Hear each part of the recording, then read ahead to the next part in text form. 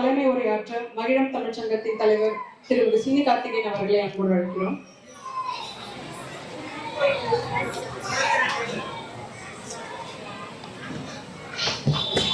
பண்டுவோம் நாம் நம்மை மீட்டெடுக்கின்ற, நம்மை நாம் உணர்கின்ற ஒரு நிகழ்வாக மகிழம் தமிழ்ச்சங்கமும் புழுதி இணையர்களும் ஒரு சேர ஒரு புதிய முயற்சியாக நடைபெற்றுக் கொண்டிருக்கின்றது. இனிய முயற்சிக்கு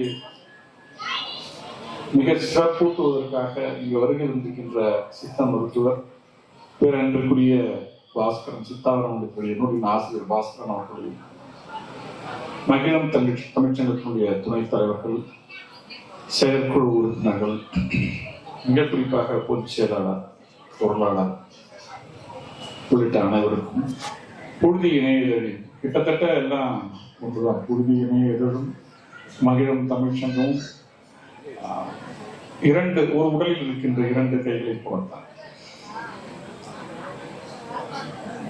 தமிழ்ச்சங்கங்கள் பல்வேறு முறைகளில் இந்த சமூகத்தில் மிகச்சிறந்த தொண்டாற்றி வருகின்றன.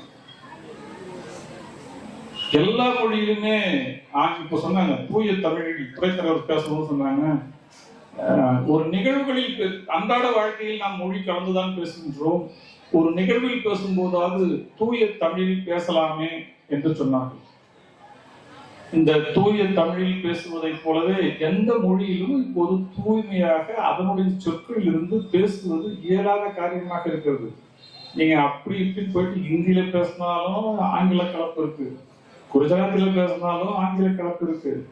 எந்த மொழியில் எது பேசினாலும் உலகம் சுருங்கிவிட்ட காரணத்தினால் மொழி கலப்பு என்று இருக்கிறது. ஆனால் அதையெல்லாம் மீறி தமிழ் உயிர்ப்போடும், தமிழுக்கான மருத்துவம் இன்றும் உயிரோடும் இருப்பதற்கான காரணம் இது போன்ற தமிழ் ஆர்வலர்களால் ஏற்படுத்தப்பட்ட பல தமிழ் அமைப்புகள். மொழி மீதான இந்த மக்களுக்கு இருக்கின்ற பற்று, அந்த மொழி பற்று என்பது மொழிதான் கலை, இலக்கியம், கலாச்சாரம் என்று விரிவடைந்து கொண்டே சென்றிருக்கிறது. அந்த அடிப்படையில் தான் சித்த மருத்துவமும் உணவு முறையும் இன்றும் உயிர்ப்போடு எங்கோ இருந்து கொண்டிருக்கிறது. அது விஸ்வரூபம் எடுக்கவும் தயாராக இருக்கின்றது. தமிழ்ச்சங்கங்கள் கம்பராமாயணத்தை மட்டுமே, அதனுடைய சுவையை மட்டுமே பேசுவதற்கு ஒவ்வொரு ஆண்டும் கூடி அதனுடைய நுட்பங்களை கம்பரசத்திலிருந்து எடுத்துட்டு இருக்கின்ற சொல் ஆடல்களை, கலைகளை, கலாச்சாரங்களை, கதைகளை பேசுவதற்கு என்று மட்டுமே இருக்கின்ற தமிழ் அமைப்புகள் உண்டு. தொடர்ந்து ஏதாவது ஒரு நிகழ்வின் போது அந்த நிகழ்வை ஓராண்டில் ஒரு முறை மட்டுமே தொடர்ந்து அந்த நிகழ்வை மிக சிறப்புடன் நடத்தி அதற்காக பரிசு தருகின்ற அமைப்புகள் இருக்கின்றன. தங்களுக்கு தெரிந்தவரை, தங்களால் இயன்றவரை எந்த முறைகளெல்லாம் செய்ய முடியுமோ அந்த முறைகளெல்லாம் பல்வேறு அமைப்பு திருவண்ணாமலை தமிழ்ச்சங்கத்தில் நாம் பங்கு பெற்று தொடர்ந்து இருந்து கொண்டிருக்கின்றோம். திருவண்ணாமலை தமிழ்ச்சங்கம் இன்றும் வழிகாட்டும் சங்க இலக்கியம், வேர்கள் போன்ற பல்வேறு நிகழ்ச்சிகளை நடத்தி இந்த சமுதாயத்தோடு ஒட்டி உறவாடி எங்கே நாம் நம்மை மறந்திருக்கிறோம் என்பதை நினைவுபடுத்துவதை தொடர்ந்து செய்து கொண்டிருக்கின்றது. மகிழம் தமிழ்ச்சங்கத்தை பொறுத்தவரை தமிழ் என்பது மொழி மட்டுமல்ல, அதை சார்ந்த நமது வாழ்வியல் முறை. நாம் என்ன இழந்திருக்கின்றோம்? எந்த நாட்டிலும் இல்லாத ஒரு மறதி தமிழனுக்கு உண்டு. 3 தலைமுறைகளுக்கு மேல் நமது தாத்தன் பெயரை சொல்வதற்கு அது நமக்கு யாருக்கும் தெரிவது கிடையாது. ஆக நம்மை நான் முழுமையாக அறிந்தவர்கள் இல்லை, நமது மொழியை முழுமையாக தெரிந்தவர்கள் இல்லை, நமது கலாச்சாரத்தை அதற்கான அறிவியலை தொடர்ந்து உண்டவர்கள் இல்லை. ஆகவே நம்மை நாம் நினைவுபடுத்திக் கொள்வதோடு மட்டுமல்லாமல் தமிழ்ச்சங்கம் சோக்கால் எல்லாத்திலையும் பார்த்தீங்கன்னா தொடர்ந்து அந்த 50 பேர் வருவாங்க.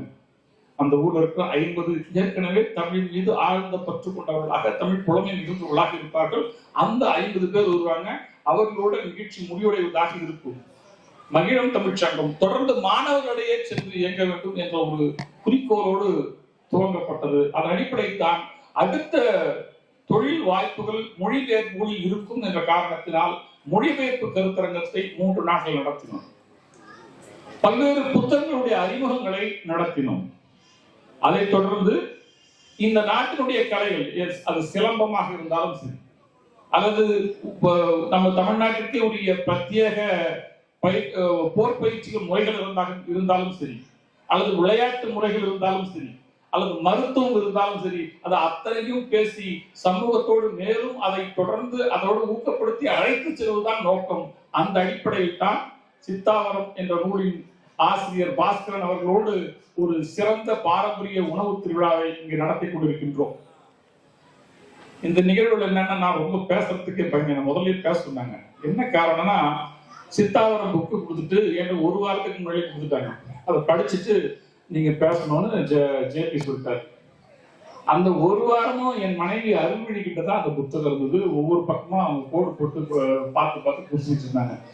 எப்பெல்லாம் முயற்சி பண்ணிட்டு இருக்கோமோ அப்பெல்லாம் அவங்க கோடு போட்டுருக்கிறத பார்த்துட்டு, சரி நம்ம கதை புத்தகம் கொடுத்தா கூட இவ்வளவோ படிக்க மாட்டாங்க, வீட்டுல இருக்கு நிறைய புத்தகம் இருக்கு, எதையும் படிக்க மாட்டேன்றாங்க, இப்ப படிச்சுட்டு இருக்காங்களே அப்படின்னு மகிழ்ச்சியோடு விட்டுட்டேன். ஆக இந்த அவங்களுக்கு இவ்வளவு ஒரு பெரிய ஆர்வத்தை ஏற்படுத்தியிருக்குன்னா, அந்த சித்தாவரம் புத்தகத்தினுடைய முக்கியத்துவம் என்ன என்பதை நான் என் மனைவி உணர்ந்தால், அது அவங்க ஏதாவது தேவை முக்கியமான விஷயம் தான் போவாங்க. உணர்ந்திருக்கின்றேன். அந்த அடிப்படையில் இந்த சமுதாயத்திற்கு தேவை நமது பாரம்பரிய தமிழர்களுடைய அறிவியலும் உணவியலும் வாழ்வியல் முறையும் என்பதை சொல்லி, அதற்காகத்தான் இந்த திருவிழா. அந்த நினைப்பை, அந்த ஆரோக்கியத்திற்கான நமது நல்வாழ்விற்கான ஒரு மெடிக்கல் மாஃபியாக்கள் இருந்து அண்ணன் சொன்னார், வரலாற்று வெற்றி முரசும் அண்ணன் வையவும் கரெக்டா சொன்னாங்க இந்த விழாவுடைய விஷயத்தை. நம்ம தான் அது ஒரு பழக்கமாக்கிறாங்க. மார்க்கெட்டிங், நாம எதை சாப்பிடணும் அவன் தான் சொல்லுவாங்க. அது ஆராய்ச்சி பூர்வமா இது தப்பு, ஓட்ஸ் இந்த பகுதி மக்களுக்கு உதவாது, பயன் தராதுன்னு ஒரு ஆய்வு கட்டுரையே வெளிவந்தாலும், நீங்க ஒரு முக்கியமான பெரிய மருத்துவமனை இருக்கிற பெரிய டாக்டர்கிட்ட போயிட்டு நியூட்ரிஷன்ஸ்ல போய் கேட்டீங்கன்னா, நீங்க டெய்லி காலையில 1/2 கப் ஓட்ஸ் எடுத்துக்கிடுங்க. இன்றைய அடுத்த கட்ட அறிவியல் வந்திருக்கு. கொலஸ்ட்ராலுக்கு நீ ஒமேகா 3 உனக்கு பத்தாது, ஒமேகா 3 டேப்லெட்ஸ் ஃபிளாக்ஸ் சீட்ஸ்ல இருக்கு, ஃபிஷ் ஆயில் இருக்கு, நீங்க எடுத்துக்கிறதுன்னு சொன்னா அவங்க சொல்லுவாங்க, நீங்க கொலஸ்ட்ராலே எடுத்துக்க கூடாதுங்க, நீங்க ஆய்வு எடுத்துக்கூடாது. அப்டேட்டே ஆகாம இருக்காங்க. இன்றைக்கு உலகம் சுருங்கி விட்டது. அமெரிக்காவில் ஒரு ஆய்வு கட்டுரை வந்தால் இங்க நாங்க உட்கார்ந்துட்டு கடந்து படிச்சுக்க முடியும். ஆனால் இது மருத்துவர்களுக்கு தெரியாதா? மிகப்பெரிய மருத்துவமனைகளுக்கு தெரியாதா? அவன் சொல்லுவான், கிவி பழம் சாப்பிடுங்க, அது எங்கிருந்து அங்கிருந்து நான் வாங்கணும். நமது அன்றாட வாழ்வியலை தரம் பொருட்டுகின்ற இந்த நிகழ்வில் இருந்தெல்லாம் தெரிந்து கொள்ள வேண்டும் என்பதற்காகத்தான் பூதி இணையர்களும் மகிழும் தமிழ்ச்சங்கம் இந்த நிகழ்வை நடத்திருக்கிறது. மிகப்பெரிய வெற்றி நிகழ்வாக நான் நினைக்கின்றேன். இதுவரைக்கும் 367 பேர் வந்திருக்கிறாங்க.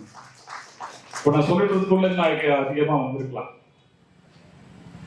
ஆகவே இது போன்ற வரவேற்புகளை, இது போன்ற விஷயங்களில் மக்கள் தயாராக இருக்காங்க. மக்கள் மாற்றத்துக்கு தயாராக இருக்கிறார்கள். சரியான வழிமுறையை தான் தேடிக்கொண்டிருக்கிறார்கள். அந்த வழிமுறைகளை நாம் தெரிந்து, நமது போன்ற அமைப்புகள் தெரிந்து செய்தால் மிகப்பெரிய விழிப்புணர்ச்சியை ஏற்படுத்தி விடலாம். இங்க ஔவையார் சொன்ன மாதிரி வரப்புலன்னு தான் நம்ம போனோம்.